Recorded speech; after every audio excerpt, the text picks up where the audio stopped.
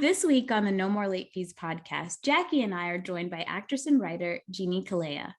You probably remember Jeanie from her roles in movies like My Big Fat Greek Wedding 2, Slings and Arrows, On the Line, and one of our favorites, Get Over It. Welcome, Jeanie. Welcome. Hello. Nice to be here. We always love when our Canadian folk come to stop by. It's just, you guys, sweet spot for us, 100%. And honestly, I know we're going to talk about some of your 2000 movies, but the fact that you not only have guested on Degrassi and Schitt's Creek, I'm fangirling over here. Right. Okay. Well, you know, this welcome to the life of a workaday Toronto actress. To be on the set of Degrassi, I think I would pass out. And just let it be known, our age range is in this weird middle ground because we were too young for the original version. Right. So I saw repeats and whatnot.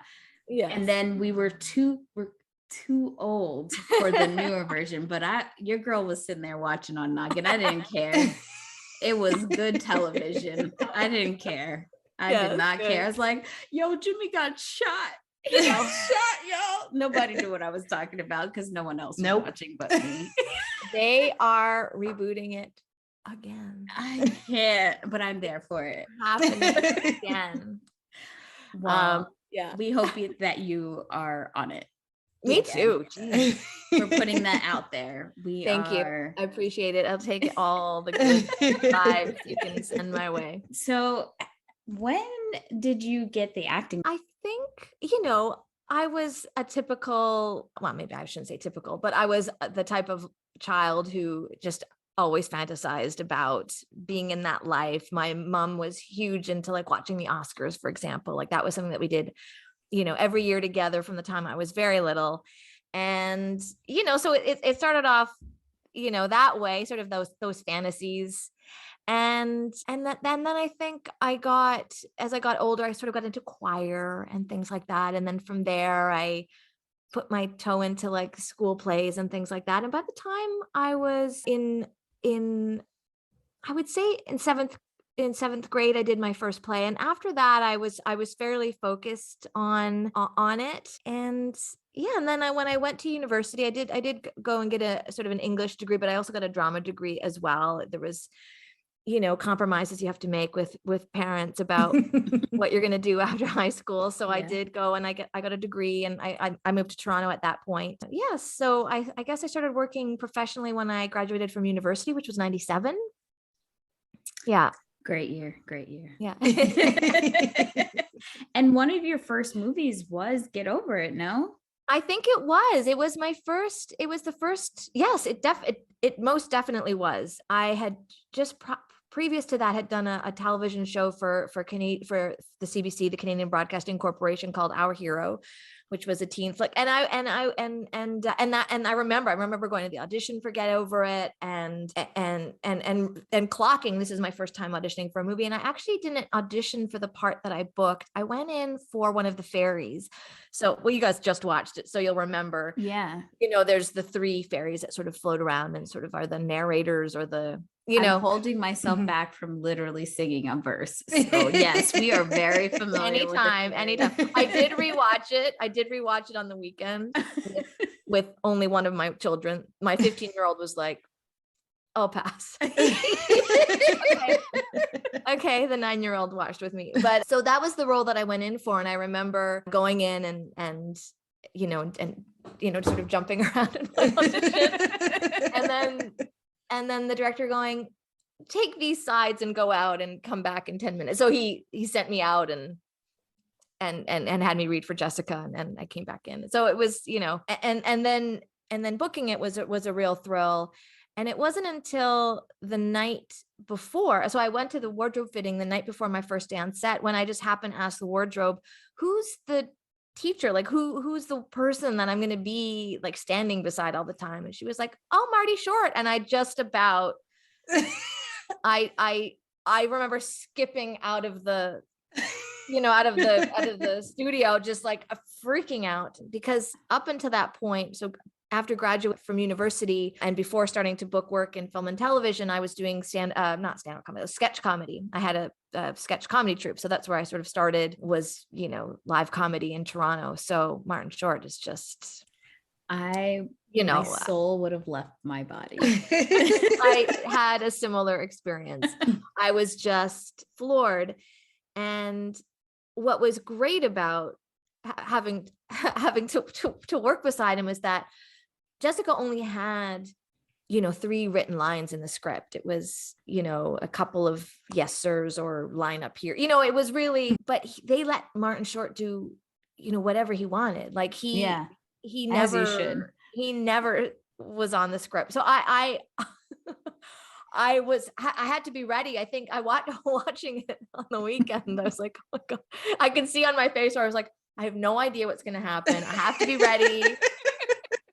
So the producers had to bump my category, because in I don't know if it's the same for SAG, but in actor, there's categories. So there's actor roles, which is like 3 lines and under. And then it's principal roles, which are 5 lines and under. And then it goes up, and your pay changes based on how many.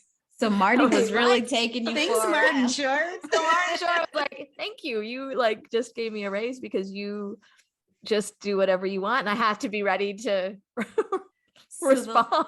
The line when you're like, it's applause, sir. That, I don't know why that line makes me crack up every time, but just, he was unhinged in that movie. Oh my gosh. I'd be ready to like catch him, to seize on me, like anything. And it was, being the straight person to Martin Short was a big challenge. Like my instinct is to just like my instinct was just to watch him the whole time, and to not, like, I think I only smile. I think I clocked maybe only one time that I smile in the movie, because she's not, she's right.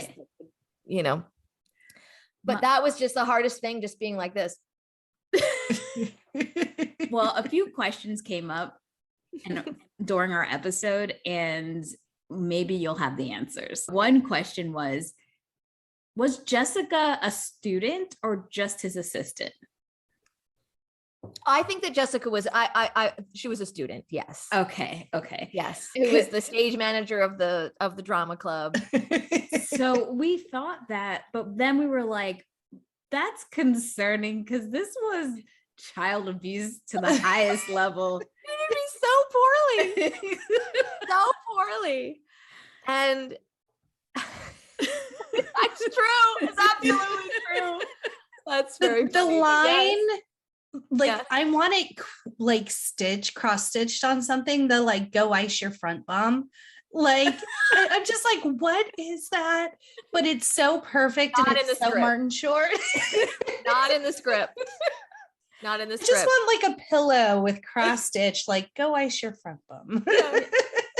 And then flash forward to, I don't know, I had my son, and it was, it was maybe 2007. And we were interviewing babysitters, and we were living in an apartment, and in the basement apartment, a person moved in, a young woman moved in, who was like, I see that you have a baby, like I babysit. And I was like, great. So I had her up for, when she came up to interview, and when I opened the door, she sort of stopped and she went, front bump. And I went, come on in. You're going to be my son's babysitter, hands down. You're in. She had culture. She knew history. She did. My second question is Peter Wong. Okay. Now, that man who plays that character does not look like he's of Asian descent at all. I have no idea. I clocked that the other night too, and I was like, why did they go with that name when they clearly did not cast it that Yeah. way? We That had so is many questions. Big a mystery. Played by Chris Jacko, another Toronto actor who's lovely. But yeah. I think because Danielle loves to give backstories to characters. And so we're like speculating. And I think what we landed on was he was adopted. Either he was adopted, adopted, or his mom got remarried and his stepdad decided to adopt him, and that was it. There we go. That's good. I like that. Because it's never referenced. There's never any reference to. And I think growing up, I did notice when I was younger. I'm just like, I would always just look at him and I'm like, maybe I just don't see it. Right. Now that we have IMDb, I was like, this actor is not of Asian descent whatsoever. So what's going on here? No, that is a question that I cannot help you with. Have you seen the Hulu show with Martin and Steve Martin? Only Murders in the Building? Now, this is my theory. I feel like his character on that show is just an extension of what he was playing in Get Over It, because he has those fantasies or like he's recalling things from his past, like when he did that Broadway musical Under the Water or whatever. Tell me I'm wrong. That's right. No, absolutely. Watching Only Murders in the Building I thought it was a delightful show. And then watching Get Over It again, I was like, oh yes, I think he's so good at those big dreamer roles that haven't, and he's always, he's just so beautiful at it, always striving, often failing. Yes, exactly. And then just getting up and going again. He's just so brilliant at it. So, and I think he loves doing them too, obviously. Yeah. So what was it like on the set? Where did you guys shoot? We shot in Toronto at a university in downtown Toronto. I was able to ride my bike to set, Cool. I mean, my all my stuff sort of shot in and around the school. I was typically in the school. I mean, obviously the main actors were a little bit more farther afield, but for me, I was, biking to like a downtown, like right center downtown of Toronto. This university was located, and all the trailers were set up there, and it was such a great summer job. It was all. I mean, I was older. This was the stage in my career where I was like in my late 20s and still playing teens. What I remember most about being on that set is, and sort of being, like a smaller role. And I was around a lot. I had a lot of days on it. So I was there and I was in the group, but the every once in a while at lunch, I would go over to their table and be like, can I sit with you? Oh, and they were like, of course, I was like, sitting with, because even then, like Kirsten Dunst was, I mean, she'd already been, I was already a huge fan of hers, and my fandom of hers has only grown over the years. I mean, she's just such a lovely actor. I just loved even watching her again on Saturday. I was like, God, even then, like there's just so much. She just brings so much. There's so much going on, even in this, a silly teen comedy. She's just so vulnerable and so beautiful. It was really nice to watch it again. Actually, I was really glad to do it. And I forgot how musical it was. Like I forgot it opened with Vitamin C. Yeah, musical number. It was such a great opening. I was like, oh wow, I'd forgotten so much of it. Like all of the songs are just like top notch, so singable. Like you could totally do a sing along to it. It's so good. Yeah, it's true. But I remember all those actors just being really lovely and gracious and inclusive, and there were so many. I mean, and a lot of them, they're still very well known, but there were so many cameos in this movie. I mean, we had Carmen Electra. Yeah. And just watching it the other night, I was like, Zoe Saldana was in this movie? Like, I had because I was like, what? Like, we never crossed paths on set, but, like, I hadn't even, like, I just, so many people at the beginning of their career, But Carmen Electra. Who else? There was Coolio. Coolio was in it. Yeah. Who's your favorite guy, Jackie? Oh, Ed Begley Jr. plays the dad. That's right. Jackie those loves parents. him. I do. Yeah. Anytime he shows up in the most random movies. So I'm just like, my boy Ed Begley shows up again. It's like he's always there. Before we move on, I just wanted to show you one of the gifts. So like after we shot, they paid us all summer to work, and then we got like a gift, and it was like this really nice tote bag, and then a photo album. And I don't know if you can see, but it's embossed with the original name of the movie, which was going to be called Getting Over Allison. Wow. I didn't know that. That's what we thought we were shooting, was Getting Over Allison. And then they changed it obviously to Get Over It. It's snappier. I mean, I liked Getting Over Allison because it's very much like, this is what the movie is. Allison, we feel really bad about this now in retrospect, but there was a lot of Allison slander in our retelling of the movie. I'll be 100% honest. Not gonna lie to you because you're our friend now. Lots of slander. Oh, we were just like, she's just kind of plain. Like, she's just not very interesting. No, didn't see it. Didn't see it. And we're like, Burke, really? You've got all these other women in your school, and this is what we're stuck on. This is who you're, You've got Zoe Saldana. You've got Mila Kunis. Exactly. My God. Kirsten Dunst. Like, you've got Jeanie. Like, I mean, yeah. other the things that just about being on set with all of them and they were young and they were in Toronto and they were partying a lot, and or Ben was, anyways, I should say. Every well, I shouldn't even, I'm maybe speaking out of turn, but he would show up in the mornings, he would be always so grumpy in the makeup. I could see that though. I could see that. I feel like that tracks. So funny, like, but he has that sort of he can do, like, he at that time anyways, he kind of had a grump. I mean, he was always very lovely, and you didn't really feel bad. But I would, every morning he would come in, I would go and I would say, good morning. Shut up. Leave me alone. Okay. Love it.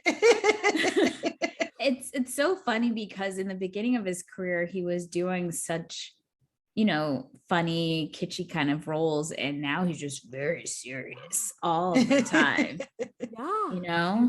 It's he's great too. Like, they just all it was packed with talent, that movie. It was really, really impressive, and we were talking about Cisco being in it, and we're like, he did great. Wasn't mad at his role. Like, you couldn't tell it was like an actor or a musician trying to be an actor. Like, yes, he was really natural and fun. And speaking of just insanity, you were in On the Line.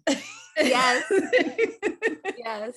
Another movie that was originally called something else. It was actually originally called On the L. Yes.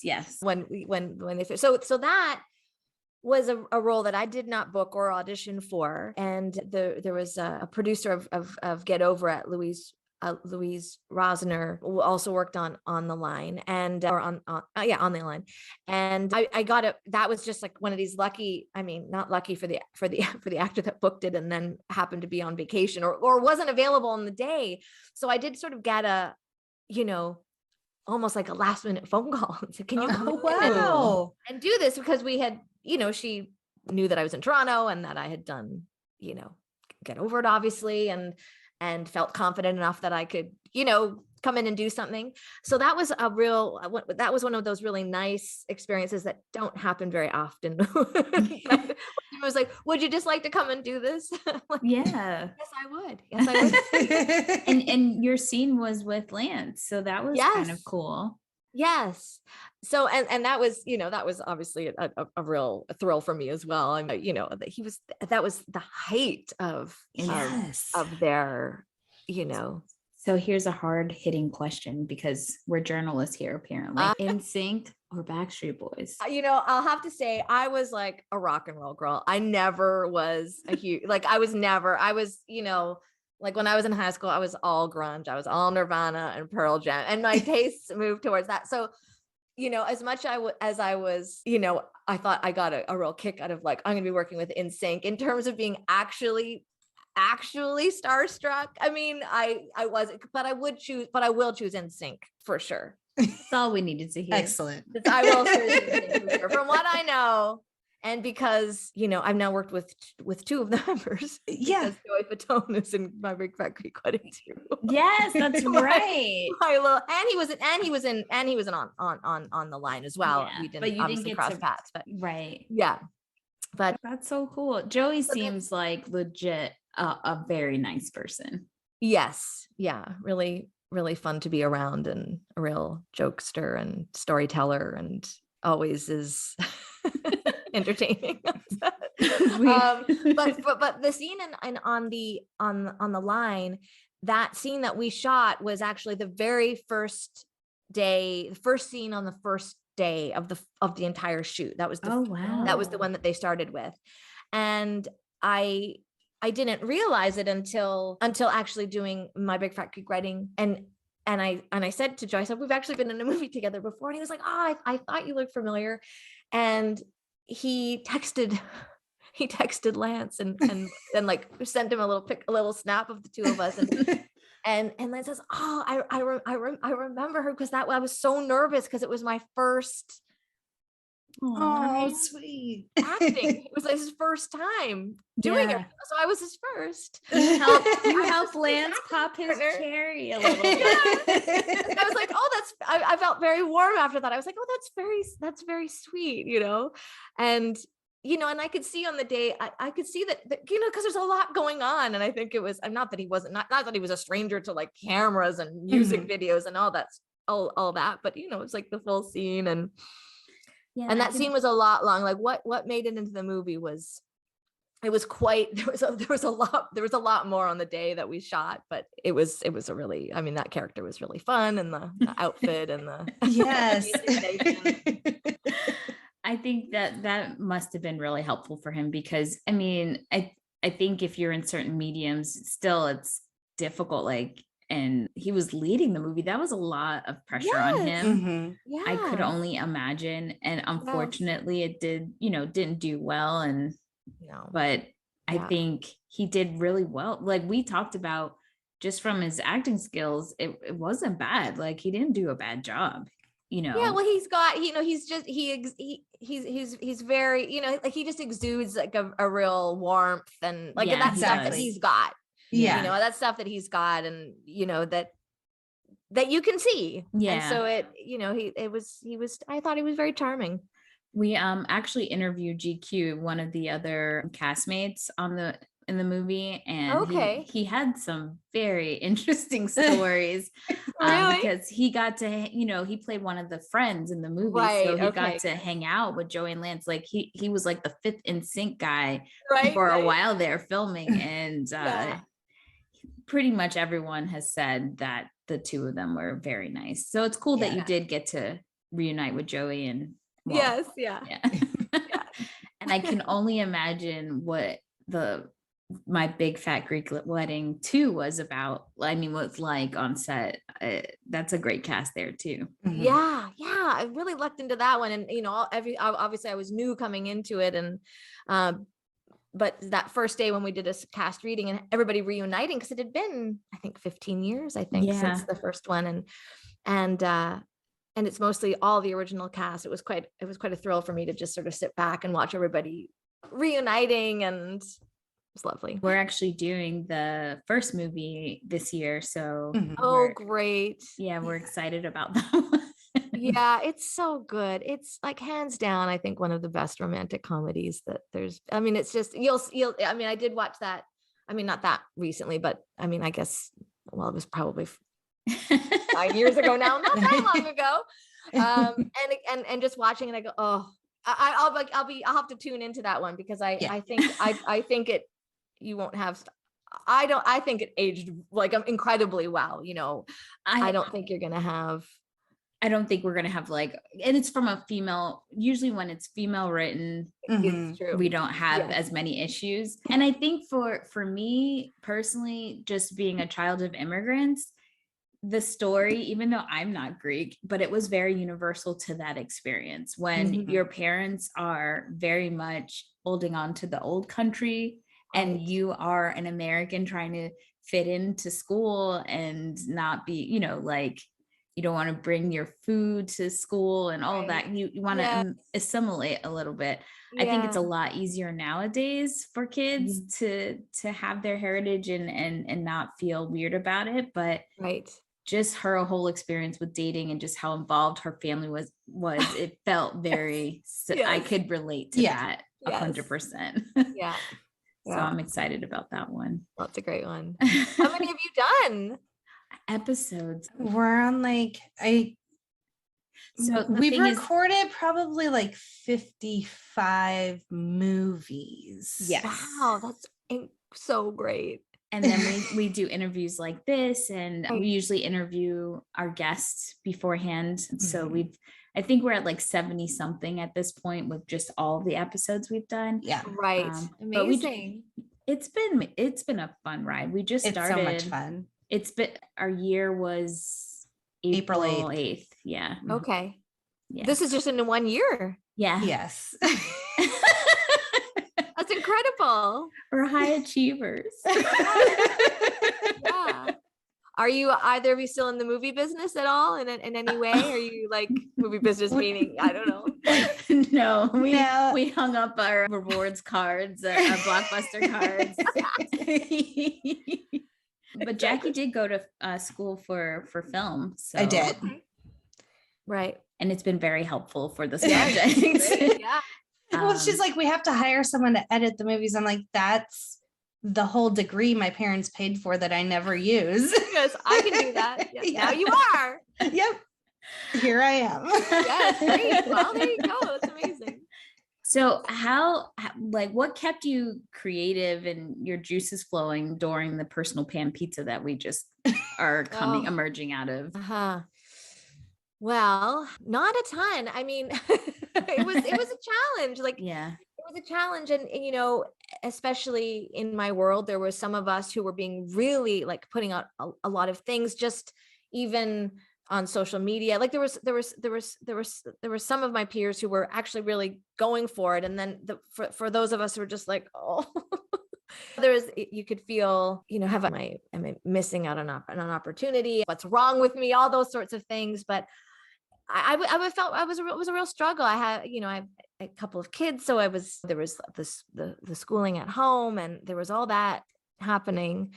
So we really did sort of hunker down. Yeah. I did forge a new writing partnership over the pandemic, which has been really great with somebody that I had done comedy with back in the day, but we did get together and start writing things together and continue to do so. So that was something that did come out of the pandemic, which was something that might not have happened otherwise. Right. And, you know, when you go, oh, we can just get together on FaceTime and we don't, you know, we and do these things. So that's something that's paid off. So that was one thing. My husband's also an actor, so we're a 2-actor family, and he actually worked quite a bit over the pandemic, but away. And so I was alone with the kids for like 8 months of pandemic, because he couldn't come in a different situation. He would have maybe come back and forth. He was shooting on the East Coast, but because of, you know, travel, and the East Coast was doing fairly well, so they were in a bubble, and so people could go back and forth, and we couldn't go and visit. So that was, you know,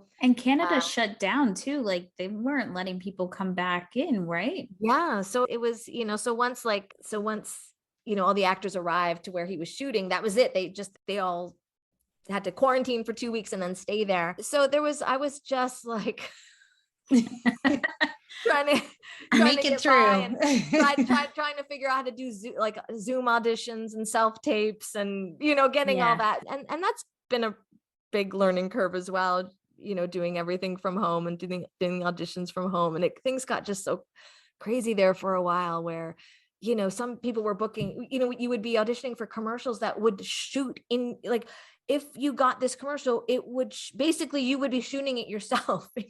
Oh my God. Yes. I have to, like, my house is a disaster. Like, never leave it. Like, I can't have you know, a bank isn't going to want this to be the house that, all that sort of stuff. But yeah.